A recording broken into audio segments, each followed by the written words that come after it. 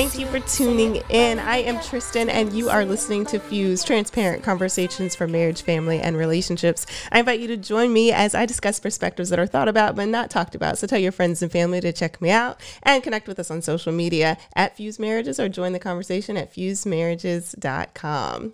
Well, as you can see, today I am riding solo. Last week, Michael really took on a huge topic talking about the demasculation of men. And today I want to talk about a little something that might be controversial, that might be something that you agree or disagree with. So I hope to hear from you. So check out any of our social media platforms at Fuse Marriages, or make sure that you send a comment. You can email info@fusemarriages.com. So before I jump into this, I really just want to thank all of you for your continued support, your comments, sharing your experiences, really being able to have a dialogue back and forth. So thank you. And I hope that today is no exception. I want to hear from you. I want to hear what you have to say on this topic, even if you disagree with me. I'm a big girl, and we can handle it. We can go back and forth and kind of just exchange ideas and grow for one another. And it's definitely different not being here with my co-host. So I'm gonna need y'all's interaction with me. Okay. So in today's topic, we are really jumping into the deep end of the pool, as we do here on Fuse, because my topic today is the danger of the strong woman narrative. So we hear all the time, strong Black woman. In some cases. And, you know, we have a wide range of listeners, but we have heard that. I have heard that the idea of being, a strong Black woman or a strong woman. And I really want to focus on the dangers of that today. Okay. So this could be an ongoing series, but I just want to hear from you all today. I have 3 topics that I'm going to just jump right into and talk with me. Okay. So my first thought about this is addressing the most obvious of why this is a dangerous narrative, is the relationship between man and woman. So let me put this out there at the forefront.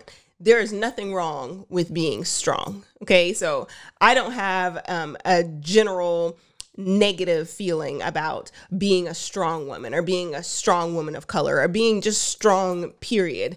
My conversation is really, what does that narrative really mean, and why was it attributed to women at all, particularly women of color, African American women? Why is that the thought? Why is that the adjective that is used to describe us in our totality? Okay, so as we kind of talk about this, the way that I have thought about it, and I'm really brainy. Like I said, I don't have my counterpart, so I'll try not to stay too much in my head as I've kind of thought this through myself. But I believe that narrative, the first danger that I want to discuss is how it creates distance between male-female relationships, and how it how it supports the breakdown of the family. Now, this is not to say, if y'all have listened to me any amount of time, I am not the doormat kind of thought process, the super subservient wife, and that whole idea. But what I think that it does is it creates isolation through offering distance between both physical and emotional, between men and women. So one of the things that I think has happened is, over time, there has been, women have been taken advantage of. And because we have been taken advantage of in such a consistent pattern, that the representation of the woman has had to be strong. And that takes away, in my opinion, from the responsibility of anyone, any particular party, if I'm talking about men now, for them to take responsibility for what they have done to objectify or to create or support this narrative. So for me, in how I've processed this, I begin that conversation talking about representation. So representation matters no matter how you look at it. If you're a woman, if you're a man, if you're a person of color, if you're a person in a different socioeconomic class, representation matters. So when we look at images of strong women and they are connected somehow to some sort of trauma, then we say, okay, well, that's a strong person because they had to overcome these negative circumstances, which I believe is true. I believe, yes, being able to overcome circumstances makes you a strong person. My problem is that trauma and challenge is not the only thing that makes you strong. Perseverance in life makes you a strong person, not just overcoming some negative relationship. And this is how I often see this this term used as the strong woman. Oh, she's a strong woman. Oh, she's a strong Black woman, or I'm a strong woman. It's almost fighting. It's to say I had to push through so many obstacles of emotional or physical violence that now I'm strong, versus I was born strong. I'm strong because I'm here, not saying I had to overcome somebody's controlling behavior to be strong. So when we look at this, like in film, for example, we see a lot of women having to overcome this abusive relationship with men or parent or circumstance, and that's what makes them a strong woman. And I just disagree with that whole narrative that that's the only way that you can be strong. And because it's a reflection of how people see society or see women, then we see ourselves as, okay, I have to go through that to be strong. And if I have gone through that, then I am strong. And if I haven't, then I somehow have to relate to that narrative to be strong.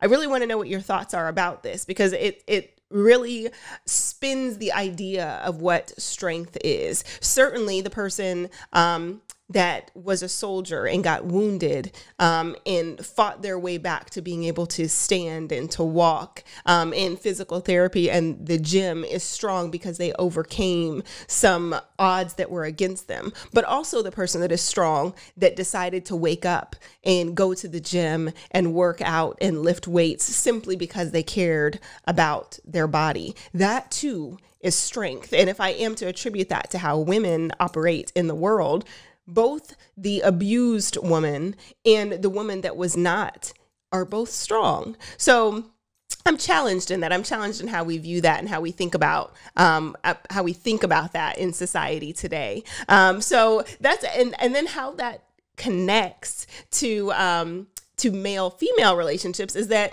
then we're dealing with the physical or emotional absence of a man, and if he's not emotionally supportive or physically supportive of what our experience is. And then we say, okay, well, we've endured this relationship, so that makes us strong. Why can't we have a healthy relationship and also be strong? I just want to know. Okay. So that's just something that's been on my mind. So I think that the distance between both men and women coming whole and complete to a relationship, and even if there are things that we are struggling with, but helping each other through those things is also strength, versus one pulling and taking from one person, and then that person having to now say, well, I'm strong despite you. I don't think that that's healthy, and I don't think that that should be the defining factor in a relationship that attributes strength. Okay, so I want to hear from you. I want to know what your thoughts are. FusedMarriages.com, info@FusedMarriages for our email, or at FusedMarriages, any of our social media. Okay, so that's my first thought. Hey, y'all, we just wanted to take a quick break and thank you for listening. We appreciate your support. So if you haven't yet, make sure that you subscribe, follow us on all social media. And we have this thing that we want you to check out, FusedRadio.com. There are other broadcasters that you will hear from. You're really going to love it. So thank you. You all are so wonderful. And we look forward to connecting with you more in the future. So listen, I know that I briefly brushed over talking about abuse, and I do not want to be insensitive to people that have dealt with the abusive relationships, because certainly you are strong, and you're not just strong when you leave, like you are just strong individually. And I say that from a place of experience. As you know, we are very transparent with our life. We try to be as much as we possibly can, because that's the whole point of this show. So even in this moment, I want to be transparent with you. Prior to meeting my husband, Michael, was in several physically and emotionally abusive relationships. So I understand that. I remember one time being at a panel and they were talking about abuse. They were talking about women that had been abused. And I remember somebody spoke and they said, well, I just don't know how you could be in an abusive relationship. I'm a strong woman. My mom raised me to be a strong woman and I could never. And it hit me in my gut, like somehow I was I was not strong enough because I was in that situation. And what I've learned are those situations, because it was more than one. But what I have learned is that by existing, by persevering from the womb, from childhood into adulthood, from learning and growing, you are strong. I am strong. So having to experience the physical and psychological effects of dysfunctional relationships does not make you any less or any more strong. You're just simply strong. So I just want to put that out there because I don't want you, if you have been in an abusive relationship in any way, and there are all kinds. There's spiritual abuse, there's financial abuse, there's sexual abuse, there's emotional abuse. There are so many that nobody talks about. It's almost as if you don't have a black eye, you're not being abused. So I just put that out there because I don't want you to think that your strength is predicated on your trauma or anybody else, to look at somebody else and say, well, they might be strong, but they're not as strong as this person. Or I am strong, but I wish that I had not gained my strength in this way. I just care. And I get it. And I struggle with the narrative of strength and vulnerability, because to be soft and malleable and all of that is not a loss of strength either. Sometimes I look at how we view society and say, well, if somebody is soft or, mild or meek, that they are somehow less strong than the person that is outspoken and vocal or louder in volume or in attitude. And they're looked at as opposites. And that's not the case. So that brings me to my second point, is that this idea, this danger of the strong woman narrative, it puts woman against woman. So not only does it isolate the relationship between man and woman by making her feel like she has to assert her strength because she doesn't know how you're going to behave, man. And man, you don't honor her in her areas of strength, even if they are not something that you might identify as equal strength. So I'm not out there wrestling a bear, so I'm not strong because I'm at home and I'm dealing with the kids and you're in the corporate office, so you're somehow stronger than I am. That's a narrative that I struggle with within myself. So I wonder if there's anybody else out there that sees it that way. But it's not that I don't think men can be the head and men can lead and all of that, all of the doctrine that we're taught throughout our childhood, a lot of us. But it's that I think that we are far more equal than society allows us to think. And that's why there's this big pay gap in between male-female relationships. That's why there's so much dissension. That's why there's this hunted and huntee mentality. That's why a lot of women can not feel complete and grow up looking at Barbies like this is the ideal. And men are over here working with G.I. Joes. And then you get into this dysfunctional relationship together because you see yourself as, weak and strong. Even in biblical doctrine, how it talks about the weaker vessel and the strength. I don't know that that a lamb looks at another lamb and says that is weak, or a wolf looks at another wolf and says it is weak. I guess my point in saying all of that is we look at each other as you're weak, I'm strong. And these are the dynamics by which we live, instead of saying in what areas. Okay, I'm stronger in this area. I'm stronger with these particulars than you might be, versus you as a person is weak. I am a person as strong. And because of that, then I have dominance over you. That's how I see a lot of things happening in society and even in marriages. And I think that those dynamics contribute to a higher divorce rate and consternation within the relationship. And now I move to that female-female relationship. Women against women, we have problems being vulnerable with each other because I think it's this strength dynamic, like who's stronger, who's prettier, who's smarter, who has more of something, versus how can we come together, queens? You know, we're all queens. How can we make society move forward? How can we capitalize on one another's strengths? And I'm saying that in the context of personality and characteristics, and maybe somebody does have those degrees, but this other person has some street sense that is going to make things happen. You need both parts. And I think that that's a challenge when we look at female-female relationships. And for me, as the brainy kind of person that I am, I look at this as some carryover personally, and please feel free to comment. But I look at this as some holdover, particularly for African Americans, from the ties of the Middle Passage. And let me say why I think that. I believe that prior to the Middle Passage, like there was this kind of the strength dynamics. Like, okay, I survived that as a Black woman, and then I survived slavery as a Black woman. And all of these things are true, that we certainly stand on the shoulders of some very strong women. But that does not mean that those that drowned during the Middle Passage, or those that were still in the motherland, are somehow less strong.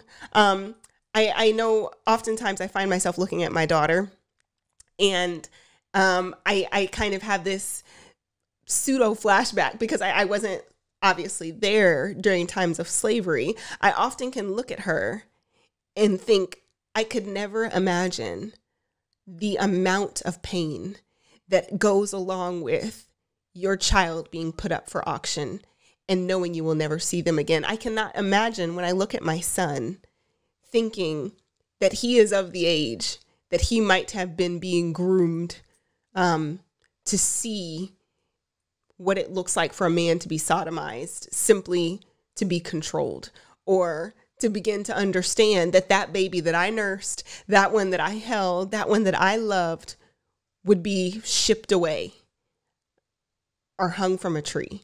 And in my mind, as I contemplate history, real history, not fable, real history, I think that that what it took was a certain amount of quote unquote strength. Again, building on that strength from trauma. But it took something that said, I've got to keep going. And I guess that's why when I look at that word strength as the only adjective that describes this quote unquote strong Black woman, you know, I'm troubled by it, because it seems to negate the feeling and emotion of pain, of hurt. It seems to say, well, I'm strong, so I'm moving on. Yeah, you're strong, you're moving on. But that does not mean that you are not hurting, that you're not wounded, that you're not crying, that you're not grieving over the things that have happened. And that's one of the reasons that I think queens need queens. We need each other.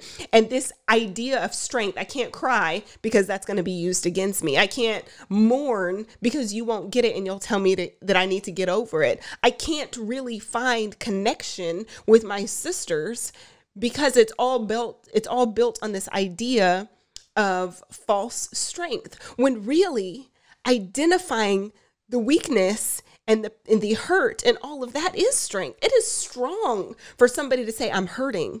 That takes a lot. It takes a lot for you as a woman, or even as men that might be looking, to say, you know what?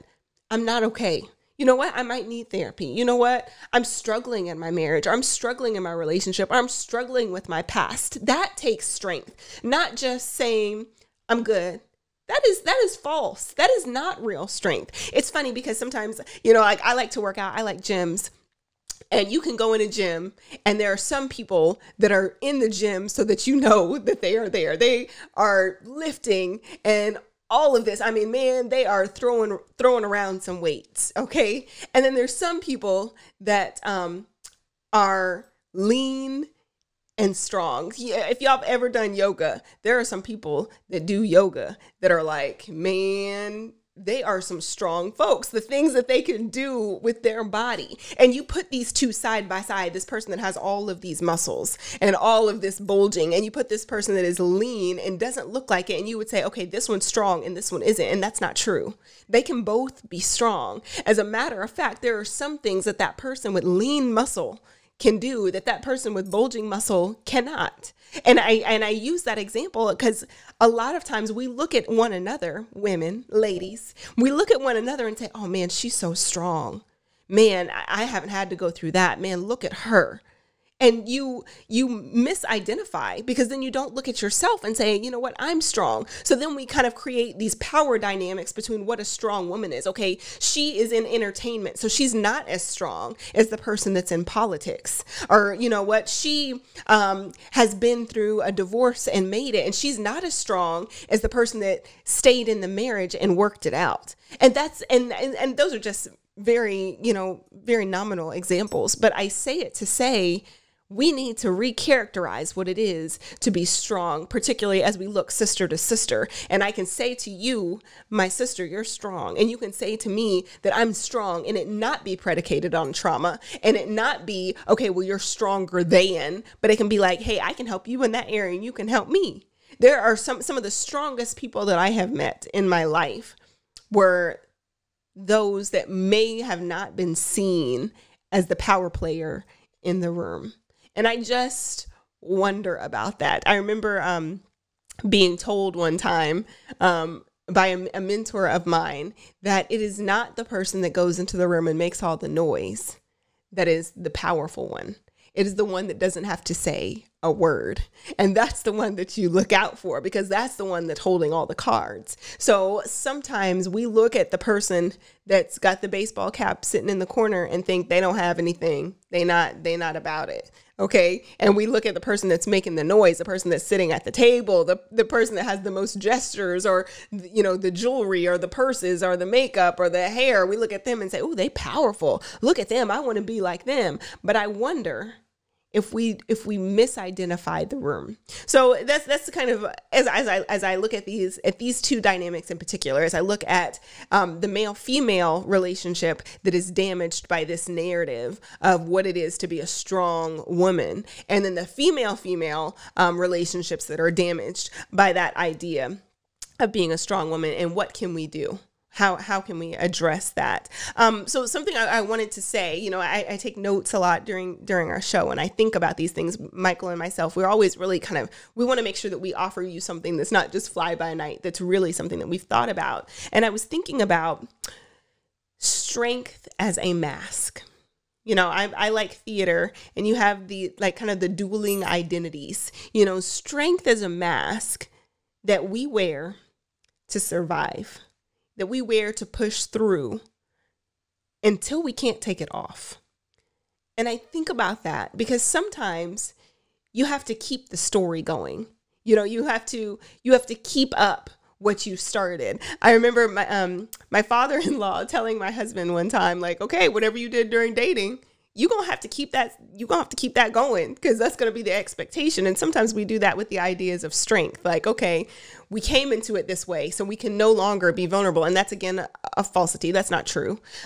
You can have a friendship that starts off, one of you is, maybe in a better position financially than the other, and the tables can turn.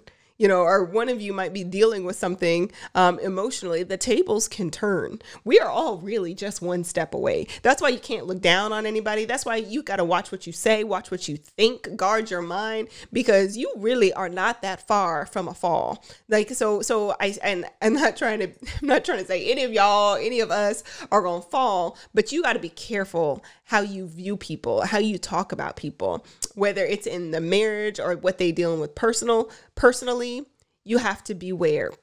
And I guess I say this because not everybody has to know your business. For real. You don't have to put it out on Facebook every time that you and your husband get in a fight. You don't have to talk about it every time that you're having an issue with everybody. But you have to talk about it with somebody. You've got to have a small group, some people that you feel comfortable sharing your experience, sharing your honest heart. that you don't have to put on the show. You don't have to wear the mask for. Yeah, when you go into your office, you probably can't just be breaking down because stuff at the house is not going right, okay? Maybe sometimes when you run in the ministry at church, you can't be crying all over everybody every time that you go. I get it. But at some point, you have to engage with somebody that gets it. Somebody that cares. And let me tell you another transparent moment. This is not my strong suit. So I'm preaching, I'm the kettle, you're the pot. Okay. We talking. I get it. Okay. I get that this is challenging because it's hard for me. I know personally, I have lost a number of friends because it's so hard to be transparent. It's so hard for me to expose myself.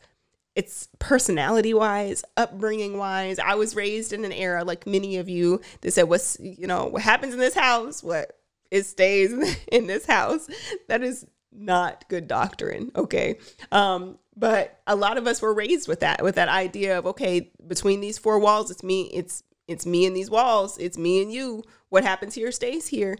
And that can lead to challenges because then you feel like, okay, I got to hold all this in and be quote unquote strong. I got to be strong now. I got to put on the mask. I got to wear the mask. And then you're perpetually wearing that mask. So your children don't know what it is to feel and deal with pain. You don't know what it is to address issues. I remember when Michael and I first got married, people that know us from when we first got married, they know y'all have come a long way. We still got a long way to go, but y'all come a long way. Because I remember flipping out on him because he was raised, as he said on the show, that they don't really directly address issues in his family. They kind of sweep some stuff under the rug or kind of covertly talk about things, which to me, I'm like, I don't get it. Like, we got to talk this stuff out, because in my family, we are very direct. Like, look, this is what I'm feeling. This is what I'm thinking. You might have blow-ups. I'm not saying that this is the way that it should be, but that's the way it was in my family. So it was oil and water.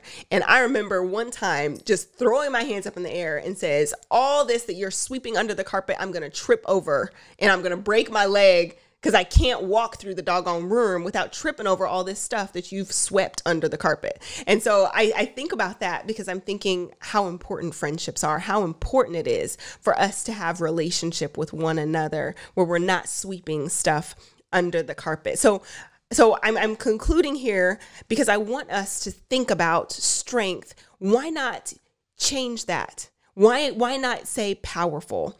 Mature, worthy. So I'm a worthy woman. I'm a brilliant woman. I'm a creative woman. I'm a genius versus just using strength to identify us in our current reality. So yeah, think about being strong, but being strong in context because the opposite of strength is not docile. It's not just being so meek that you're a doormat. And meek really is strength.